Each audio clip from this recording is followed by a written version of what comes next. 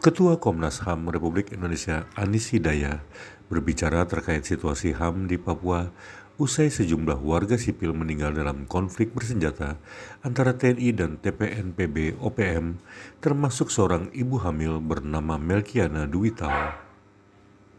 Anis menyampaikannya usai peluncuran laporan tahunan 2025 Komnas HAM di kantor Komnas HAM Republik Indonesia Jakarta Pusat, Senin 6 Juli 2026.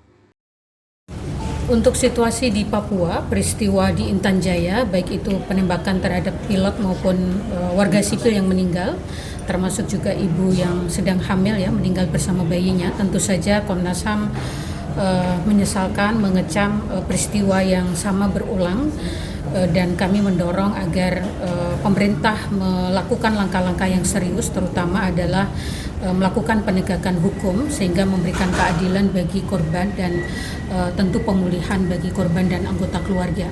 Karena tanpa proses penegakan hukum, hak korban atas keadilan tidak bisa terpenuhi. Jadi kami mendorong aparat penegak hukum bisa bekerja secara profesional, objektif dan imparsial, serta memberikan akses yang seluas-luasnya bagi Komnas HAM untuk melakukan penyelidikan, karena di dalam prinsip hak asasi manusia dan hukum humaniter internasional, ketika terjadi peristiwa yang membuat warga negara meninggal dunia, maka kemudian harus dilakukan mekanisme akuntabilitas negara atau tanggung jawab gitu. Nah, dalam proses itu kami sebagai lembaga independen tentu akan melakukan tindak lanjut dan membutuhkan akses yang seluas-luasnya untuk melakukan penyelidikan.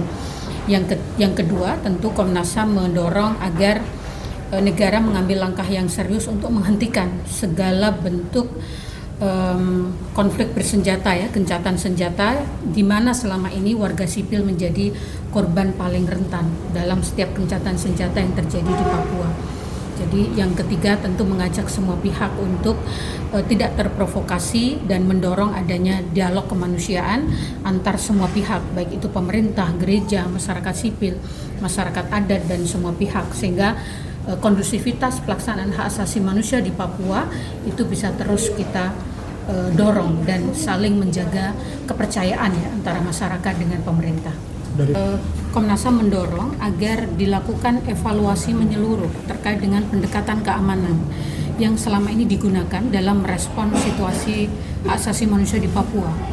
Karena terbukti pendekatan keamanan saja itu justru menimbulkan masalah dibanding menyelesaikan masalah. Untuk itu tentu perlu dievaluasi ya dari sisi jumlah, efektivitasnya gitu ya. Tentu keamanan dibutuhkan, tetapi pendekatan keamanan sebagai satu-satunya pendekatan yang digunakan untuk menyelesaikan persoalan di Papua ini penting untuk dievaluasi gitu. Jangan-jangan ini justru menjadi salah satu persoalan yang juga harus diselesaikan gitu. Jadi evaluasi ini nanti akan kami dorong.